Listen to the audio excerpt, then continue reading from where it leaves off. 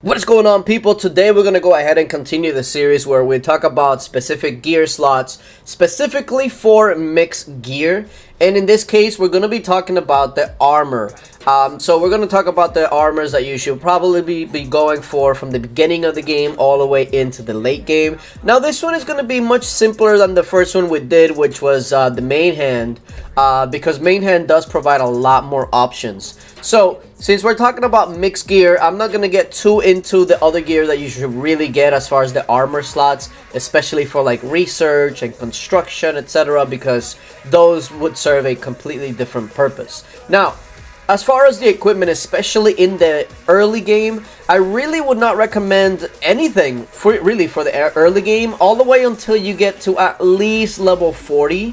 All of these armors right here, you have absolutely no reason to make. The reason being is because all of these are going to start using materials, and these materials are going to be fundamental in you building other things that are going to be way more beneficial for your account.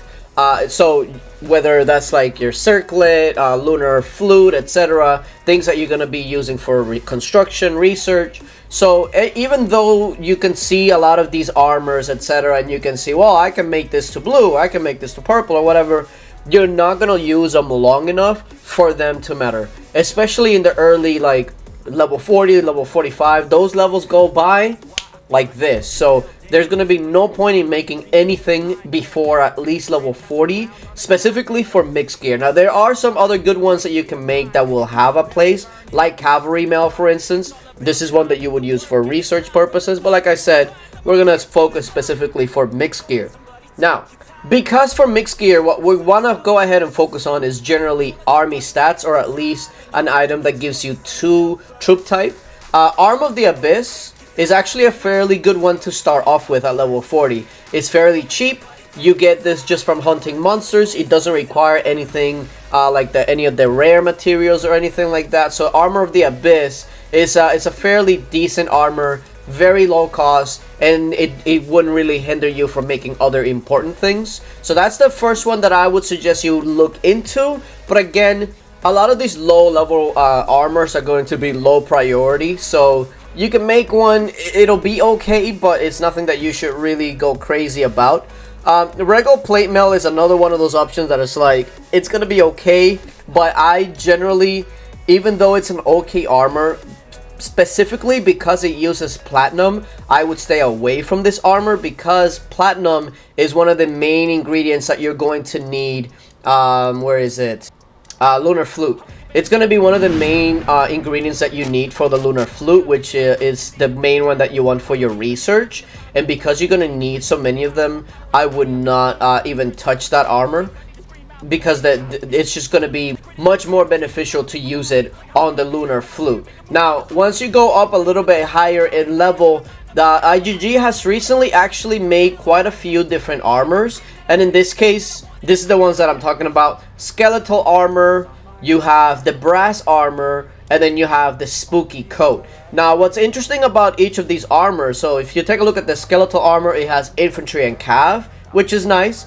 Then you have the brass armor, which is just cavalry, and then you have the spooky coat, which is infantry. What's interesting about these armors is that all of these armors are from the newer monsters, and they're all fairly good, and none of them actually use the rare materials that you're going to need. So they're going to be relatively cheap to make, and it wouldn't get in the way of anything else that you probably should be making. So if you want to start making some of these armors, go ahead. They're fairly cheap, and it really shouldn't take much from you. But I will say this, outside of the skeletal armor that brings you infantry and cav, all of the other ones are more for like blast stats, cavalry, infantry, etc. So if I was to suggest one, it's going to be the skeletal armor. But again, since it's a level 45 armor, it's going to be relatively not that important. And at level 45, you really shouldn't be worrying too much unless you're like on a brand new kingdom and everybody's around your level. So it's going to be low priority here. Now, once you get past these, this is where a lot of the guesswork really is taken up, because you start getting some of these level 50 armors, but a lot of these level 50 armors, they're either not very good or specifically for one troop type. Then we get to the winter parka.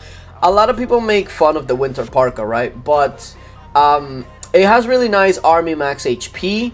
What I will say though is that because it uses a festive bell, I would probably stay away from the winter parka, because these bells are much better used on the winter mitts.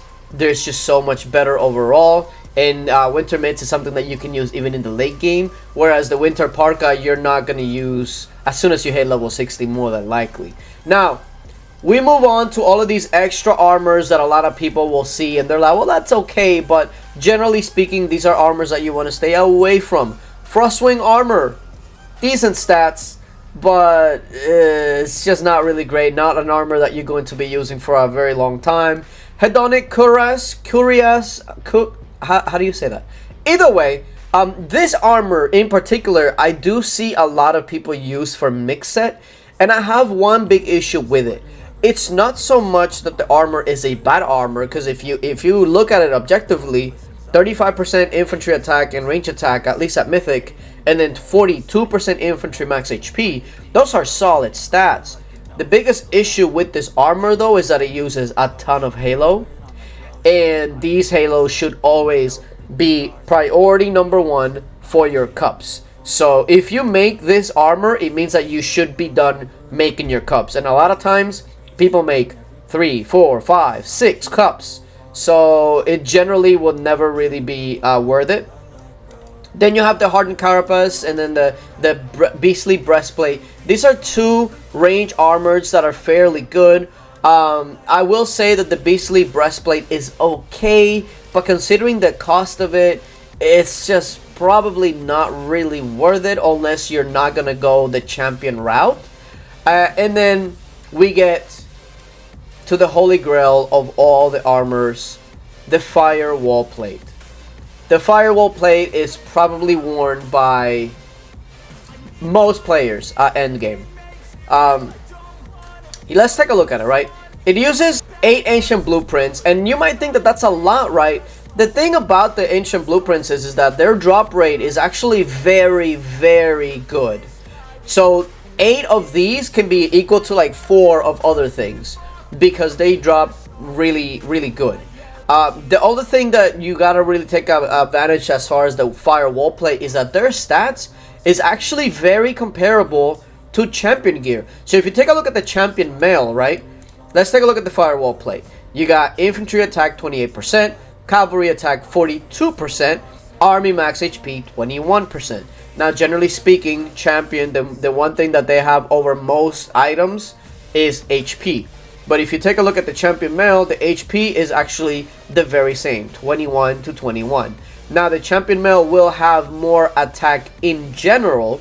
In this case, I think it's 14% more attack. But think about the cost difference. You got 14% more attack, but take a look at the cost. This one is 10 gold mains, while this one, wrong one.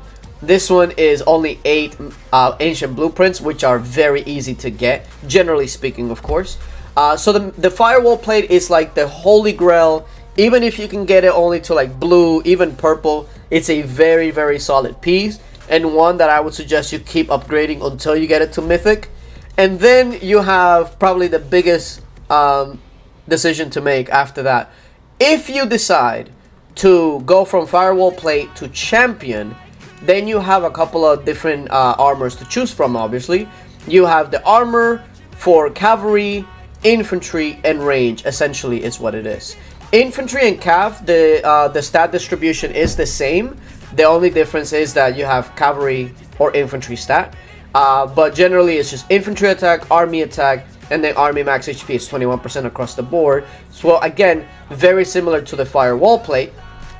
The biggest one is going to be the champion plate. Now, why is the champion plate the most common and the most used just in general in the game, especially for champion players? Couple of reasons. Champion plate gives the biggest attack boost, range attack 56%, where the other ones, they're kind of split. You see, this one gives it specifically 56% to range, and it has the biggest army max HP, 35% compared to 21%.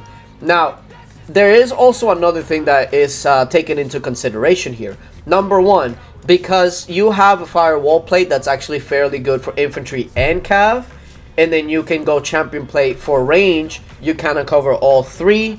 And if you even think that the firewall plate has too little infantry attack, which is 28 compared to 42 cav, the terror shield, especially for infantry specific, is actually better than the champion mail that's infantry specific. So that's why the champion mail is the one that's used the least out of all the champion plates, is because generally speaking it's not really the greatest. It can be used for mixed sets, but if you go in infantry blast, you'd rather go terror shield just because it's just better overall. And then for anything else, there is better options, where there is the firewall plate or the champion plate. Of course, the other option is the champion cuirass, whatever, or however you say it. This is the cavalry equivalent, and again, it's not really that much of an upgrade from the firewall plate. Like, if you really look at the stats, it's only about a 14% attack difference. That's about it. So if you upgrade to this from the firewall plate, it's going to be costly, and you're not really going to get that much of a boost. So something to keep in mind. So with all of that being said, the holy grail again is the firewall plate, followed by the champion plate. And if you have these two together, and even if you start making the terror shield, that's generally all you really need, unless you want to start really min-maxing, and that's where you start looking at the other champion gear. But again, the other thing I want to reiterate once again is that a lot of this gear, I would want to stay away from the packs that only give you the specific monsters, like this one, Serpent Gladiator. If you take a look at this pack, only gives you 50 chests and 10 of the rare items. It's not really great value when you can go with other packs that give you all of it at once, and you can work on everything together. The other second tip that I want to give most players is that before you make something, make sure that it's something that's going to be useful for you, and it won't take away from something that you're building. I'll give you a perfect example, right? Let's say that you want to build the Skull Crusher. Skull Crusher uses mutated brain. Now, if you try to build a Skull Crusher while also simultaneously trying to build Burning Scrolls, well, guess what? They both use mutated brain. So whether you want to pick one to finish or you want to work on both, think about it. Which one would be easier? Pick one item specifically to finish, or working on both at the same time? Working on one item, right? Right. So it's the same here with the equipment. Firewall plate is generally the only thing that you want to make from this. You can make the case for the main hand. Where is it? Where is it? There it is. The malicious saw. You can make the case for this one, but it's not an item that you necessarily really need to make, because you have other options in the Terror Lash as well. So when you're making your gear sets, especially for mixed, make sure that you keep that into account. Are you making gear that are using the same items from each other? Because if you are, you're gonna have a much harder time. Also, do not make gear that's early game that you're not going to use, because those are materials that you may need later on down the line.